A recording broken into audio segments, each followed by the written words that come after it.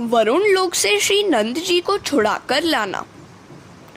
नंद जी ने सोचा था कि मध्य रात्रि पूरी हो चुकी है और प्रातः काल हो गया है, सो उन्होंने तो स्नान करने के लिए जल में गोता लगाया। आसुरी समय में स्नान करते हुए देखकर वरुण देव के सेवक नंद जी को पकड़कर वरुण लोक में ले गए। वहां से उन्हें श्री कृष्ण छुड़ा लाए। अब इस कथा का रहस्य भी देखें। रासलीला के पहले आई है यह वरुण देव पराजय की कथा। वरुण देव जीव के स्वामी हैं और उनके सेवक दूत हैं षड्रस। जब तक रसना पर काबू नहीं हो पाएगा तब तक रासलीला में प्रवेश नहीं मिलेगा। विषय को रास रस नहीं मिलता है। नंद है जीव। जीव जब चित्त नदी में स्नान के लिए गोता लगाता है तब वरुण सेवक षड्रस उसे सताने को उपस्थित हो जाते हैं। जब तक जीव लौकिक रस के अधीन है तब तक वह अलौकिक रस पा नहीं सकता। जैसा जीव भक्ति रस प्रेम रस पा नहीं सकता। आनंद किसी वस्तु में नहीं बल्कि एकाग्रता में है। आनंद ईश्वर से तदाकार होने में है। षड्रस पर विजय पाने के बाद भक्ति रस की साधना करूं। भक्ति करना सरल नहीं है। जिसे भक्ति करनी हो उसे मन और जीव को वश में करना होगा। जीव का दास भक्ति कैसे कर पाएगा? महाप्रभु जी ने सुबोधिनी में कहा है, ठाकुर जी की सेवा से अनुराग करो और शरीर रूपी भोग के प्रति विराग। जीव की नहीं, जीव को समझाना है। मनुष्य का बहुत सा समय इस जीव के लालन पालन में बीत जाता है। काल निकट आ रहा है, उसका भी तो विचार करो। हरे कृष्णा। चीरहरण लीला। अब चीरहरण और रास लीला आ रही है। गोपियों के दो भेद हैं, नित्य सिद्धा और साधन सिद्धा। साधन सिद्धा गोपी के कई भेद हैं। श्रुति रूपा, ऋषि रूपा, संकीर्ण रूपा, अन्य पूर्वा, अनन्य पूर्वा आदि। श्रुतियां ईश्वर का वर्णन करती करती थक गई, फिर भी उनका अनुभव नहीं हो पाया। ईश्वर केवल वाणी का विषय नहीं है। जो देवाभिमानी देव ब्रह्म संबंध सिद्ध करके ब्रह्म साक्षात्कार के हेतु गोकुल में प्रकट हुए, वही है श्रुति रूपा गोपियां। तपस्वी होने पर भी ऋषियों का काम बना रहा और ईश्वर का अनुभव नहीं हो पाया। दर्शन और अनुभव में अंतर है। दर्शन में दृश्य और दृष्टा का भेद है। अनुभव में वे दोनों एक हो जाते हैं। उसमें पूर्णतः अद्वैत है। सो बुद्धिगत काम का नाश करके ब्रह्म संबंध सिद्ध करके ब्रह्मात्मक रूप मुक्ति का अनुभव करने के लिए जो ऋषि गोपी बनकर आए थे उन्हें ऋषि रूपा कहते हैं। संकीर्ण मंडल में प्रभु के मनोहर रूप को देखकर मन में काम भाव जागृत होने से जिन स्त्रियों ने गोपी का रूप लिया वे काम रूपा हैं। उदाहरण है शूर्पणखा। विवाह के बाद संसार सुखों का उपभोग करते हुए अरुचि होने और प्रभु के प्रति प्रेम भाव हो जाने पर जिन पुरुषों या स्त्रियों ने गोपियों का रूप लिया उन्हें अन्य पूर्वा कहा जाता है। तुलसीदास के वैराग्य की कथा बड़ी प्रसिद्ध है। वस्तुगत आसक्ति को प्रभुगत आसक्ति का रूप दिया जाए तो वस्तु की आसक्ति छूट जाती है। अनेक वस्तुओं के प्रति आसक्ति का होना व्यावहारिक दृष्टि से अशक्य है। तुलसीदास केवल पत्नी की ओर ही आसक्त थे। संसार की अन्य सभी नारियां उनके लिए माता के समान थी। पत्नी रत्नावली की एक ही चेतावनी ने उनकी आसक्ति को प्रभु भक्ति में बदल दिया। कामासक्ति ईश्वरासक्ति में परिवर्तित हो गई। बहुतों को तो रोज थप्पड़ पड़ते हैं, फिर भी सुधर नहीं पाते। अनन्य पूर्व अर्थात जन्म सिद्ध पूर्ण वैरागी जैसे कि सुखदेव जी, मीराबाई आदि। एक बार व्रज की कुमारिकाएं यमुना किनारे नग्नावस्था में स्नान कर रही थी, तो उनके वस्त्र उठाकर श्री कृष्ण कदम्ब के वृक्ष पर चढ़ गए और कुमारिकाओं से कहने लगे, जिसे वस्त्र लेने हैं वह यहाँ आकर ले जा सकती है। कृष्ण ने कहा, नग्नावस्था में स्नान करके तुमने जलदेव का अपराध किया, सो दोनों हाथ जोड़कर वंदन करके वस्त्र ले जाओ। उन कुमारिकाओं ने वैसा किया तो उनके वस्त्र कृष्ण ने लौटा दिए। इस चीरहरण लीला में भी एक रहस्य है। कुमारिकाओं के मन में ऐसी भावना थी कि वे नारी हैं। ऐसा भाव अहंकार का द्योतक है। उनका यह अहंभाव दूर करने के लिए श्री कृष्ण ने वैसा व्यवहार किया। इस लीला में अहंकार का पर्दा हटाकर प्रभु को सर्वस्व अर्पण करने का उद्देश्य है। हरे कृष्णा। भगवान कहते हैं, तुम अपनापन स्वत्व भुलाकर मेरे पास आओ। संसार शून्य और सांसारिक संस्कार शून्य होकर निरावृत होकर मेरे पास आओ।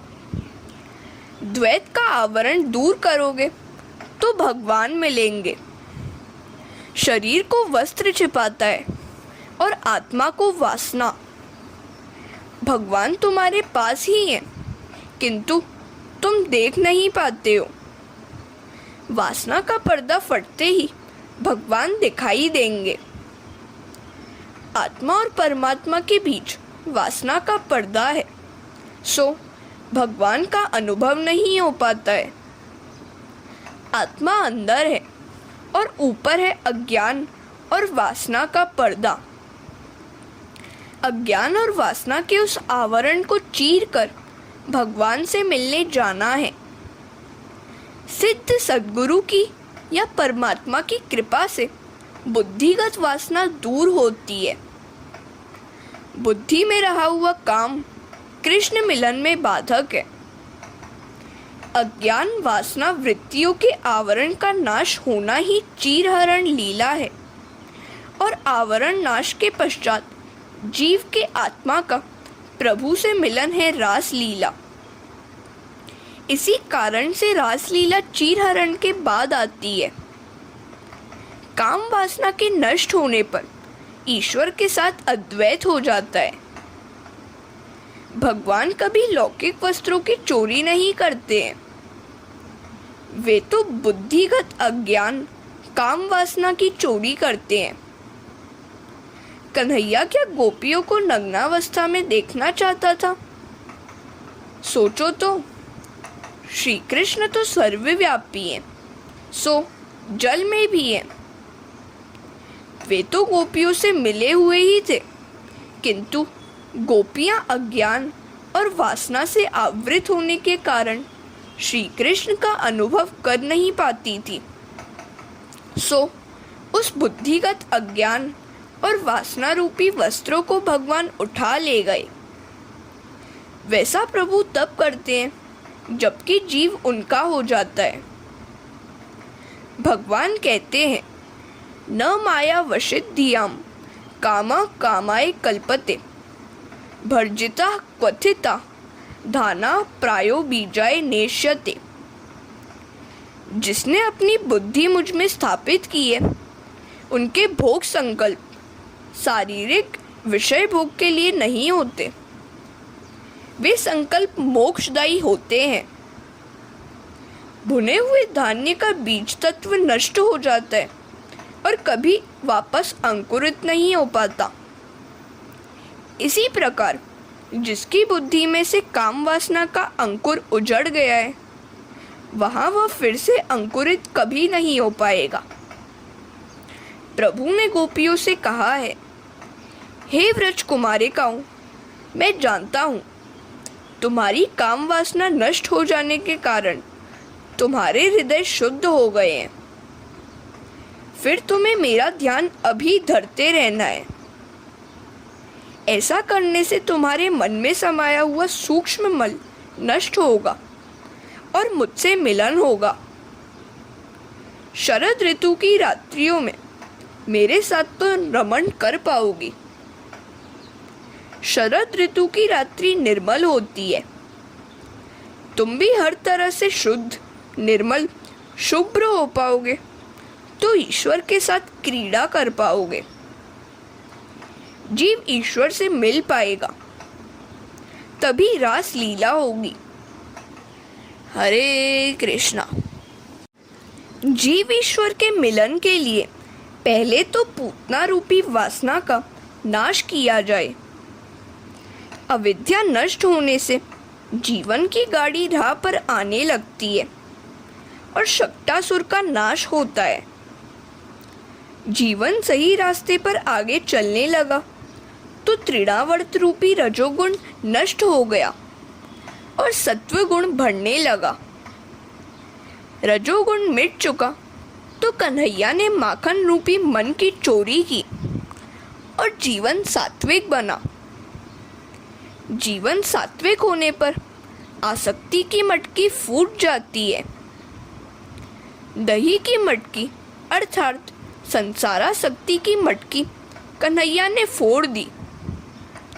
संसारासक्ति नष्ट हुई तो प्रभु जीव के पाश में बंध गए। यही है दामोदर लीला।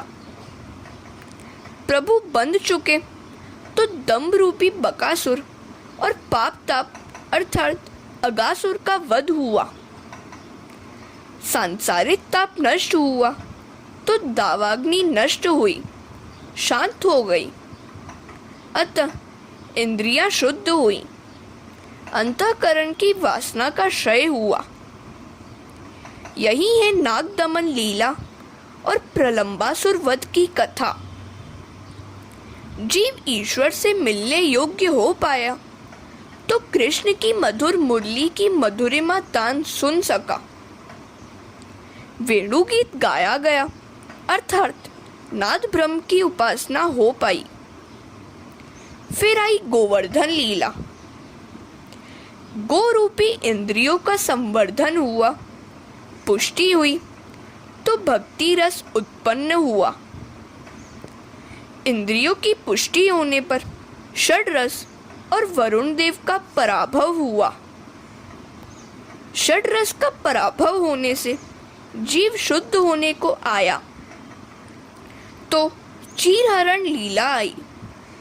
अज्ञान और वासना के आच्छादन भगवान ने मिटा दिए। चीरहरण लीला, भाम्यावरण उपाधि नष्ट हुई तो रास लीला हुई। जीव और ब्रह्म का तादात्म्य हुआ। जिस प्रकार वस्त्र देह को ढकता है, उसी प्रकार वासना और अज्ञान आत्मा को ढक देते हैं और परमात्मा को दूर रखते हैं। जब तक अज्ञान और वासना का आच्छादन दूर नहीं हो पाता, तब तक शिव से मिल नहीं पाता। वस्त्रहरण लीला बुद्धिगत वासना, बुद्धिगत अज्ञान को उड़ा ले जाने की लीला है। वासना और अज्ञान रूपी वस्त्र प्रभु मिलन में बाधक है। इंद्रियों के काम को हटाना सरल है, किंतु बुद्धिगत काम को निकाल बाहर करना बड़ा कठिन है। प्राण और प्रकृति एक साथ जाते हैं।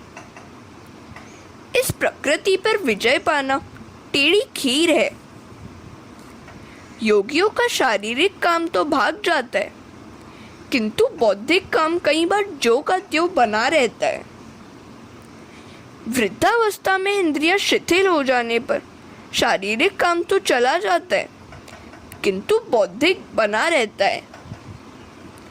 ऋषि भी काम के आगे हार मान गए थे।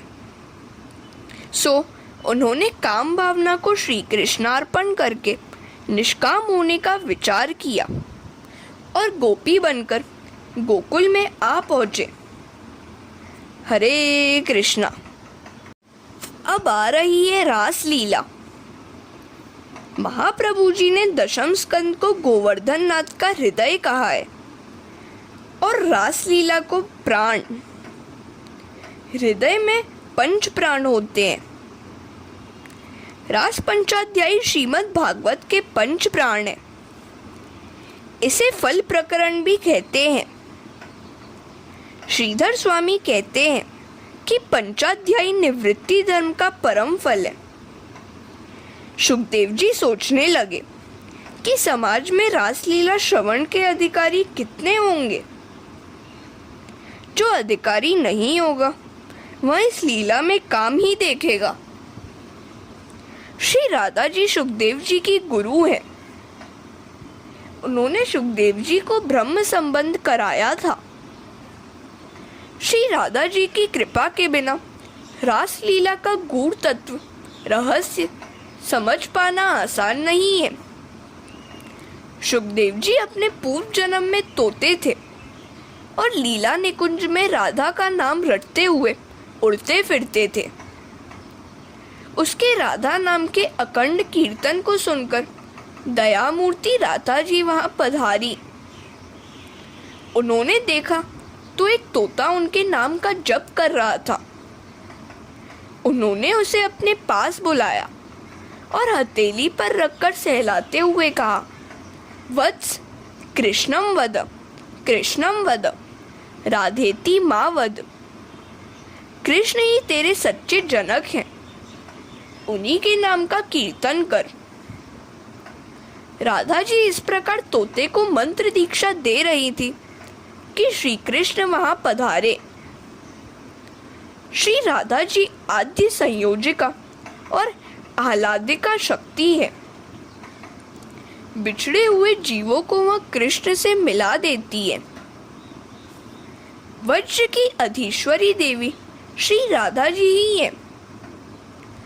तभी महात्मा वृंदावन में राधे राधे करते हैं। राधा जी की कृपा होने पर जीव भगवान के दर्शन पा सकता है। उनकी कृपा ही जीव को प्रभु से मिलाती है।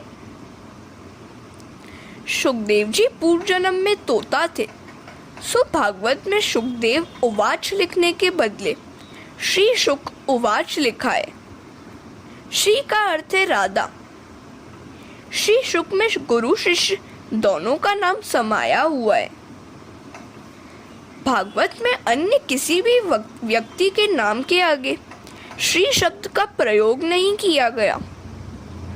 ब्रह्मा उवाच, सनत कुमार उवाच, व्यास उवाच ऐसा ही लिखा गया है। व्यास जी के नाम के आगे भी श्री विशेषण नहीं है। केवल कृष्ण और सुखदेव के नाम के आगे ही श्री विशेषण प्रयुक्त हुआ है। भगवान कृष्ण राधा जी के हृदय ईश्वर हैं और सुखदेव जी कृपा मात्र शिष्य। अतः इन दोनों के नाम के आगे श्री विशेषण प्रयुक्त हुआ है। राधा जी ने श्री कृष्ण को तोता देते हुए कहा, यह तोता मुझे बड़ा प्यारा है। अंतरंग में राधा जी सुखदेव जी के गुरु हैं। जो परमात्मा के साथ संबंध जोड़कर आता है वह है महाप्रभु। उसका नाम प्रकट रूप से कैसा लिया जाए? भागवत में सुखदेव जी ने राधा जी का प्रकट रूप से नाम नहीं लिया है। राधा जी के नाम की भांति किसी गोपी का भी नाम नहीं बताया गया। सुखदेव जी ने सारी रासलीला की कथा बड़ी विवेक से की है। गोपी प्रेम की बातें अधिकतर अप्रकट ही रखी हैं। हरे कृष्णा। राजा परीक्षित को 7 ही दिनों में मोक्ष देना है। अगर सुखदेव जी राधे राधे करने लग जाएं, तो वे समाधिस्थ हो जाएंगे। तो राजा का क्या होगा? बातें, कथा, विवरण वियोगावस्था में ही अधिक हो सकते हैं, पूर्ण संयोगावस्था में नहीं। यह तो काम रहित अंतरंग लीला है। 11 वर्ष के बालक के प्रति काम भाव कैसे जाग सकता है? सपत्नी मत्सर गोपियों में नहीं था। वह साधारण स्त्री पुरुष का मिलन नहीं था। यदि ऐसा होता तो सुखदेव जी जैसे महायोगी इसका वर्णन ही नहीं करते। ऐसी कल्पना ही न करूं कि गोपी ग्राम की कोई स्त्री है। गोपी तो शुद्ध जीव का ही नाम है। शुद्ध हृदय का भाव, प्रेम भाव ही गोपी है। देहभान भूलकर प्रत्येक इंद्रिय से भक्ति रस का पान करने वाला विशुद्ध जीव ही गोपी है। साधारण जीव गोपी की कथा करने या सुनने का अधिकारी नहीं है। ऊपर नित्य सिद्धा और साधना सिद्धा गोपियों की चर्चा की गई है। कुछ ज्ञानी ब्रह्मरूप होना चाहते हैं। कुछ गोपियां ईश्वर के साथ एक होना नहीं चाहती। एक होंगी तो ईश्वर के रसास्वाद का अनुभव नहीं कर पाएंगी। जीव ईश्वर के साथ एक हो जाए तो उनके रसात्मक स्वरूप का अनुभव नहीं किया जा सकता। ईश्वर के रस स्वरूप होने के कारण ज्ञानी पुरुष उसमें डूब जाते हैं। फिर भी वे रसात्मकता का अनुभव नहीं कर पाते हैं, क्योंकि वे ईश्वर से कुछ भिन्न नहीं रहते हैं। ईश्वर से पृथक रहने से ही उनका रसानुभव किया जा सकता है। नित्य सिद्धा गोपियां वे हैं जो कन्हैया के साथ आई हुई हैं। साधन सिद्धा गोपियों के कई भेद हैं। पहला, श्रुति रूपा। वेद के मंत्र गोपी बनकर आए हैं। वेदों ने ईश्वर का वर्णन किया है तो अतिशय किया है, फिर भी उन्हें अनुभव नहीं हो पाया है। ईश्वर केवल वाणी का नहीं, ध्यान का विषय है। संसार का विस्मरण हुए बिना ईश्वर से साक्षात्कार नहीं हो पाता। तभी तो वेदाभिमानी देव गोकुल में गोपी बनकर आए हैं। साधन सिद्धा गोपियों का दूसरा भेद है ऋषि रूपा। जीव का सबसे बड़ा शत्रु है काम। ऋषियों ने बहुतेरा प्रयत्न किया, फिर भी वह मर नहीं पाया। तप करने से शरीर और इंद्रियों का काम तो चला जाता है, किंतु मन में बसा हुआ काम, बुद्धिगत काम जाता नहीं है। ब्रह्म संबंध स्थापित किए बिना बुद्धिगत काम बना रहता है। उस काम को कृष्णार्पण करना है। विश्वामित्र और पराशर जैसे शक्तिशाली ऋषि भी काम के आगे झुक गए। सूर्य को तिरोहित करने वाले मुनि काम को दूर न कर सके। काम मर न पाया तो ऋषि थक हार कर गोपी बनकर गोकुल में आए। हम श्री कृष्ण को काम अर्पण करके निष्कामी बनेंगे। जो काम को मार सकता है उसके लिए कृष्ण दूर नहीं है। काम तो अनंग है। वह जीव को, आत्मशक्ति को धीरे धीरे मारता है। सात्विक भोजन के बिना वह नहीं मर पाएगा। काम श्री कृष्ण को दूषित नहीं कर सकता। श्री कृष्ण की चिंता करने वाले का काम कुछ नहीं कर सकता, तो स्वयं कृष्ण का तो वह क्या बिगाड़ सकता है। हरे कृष्णा।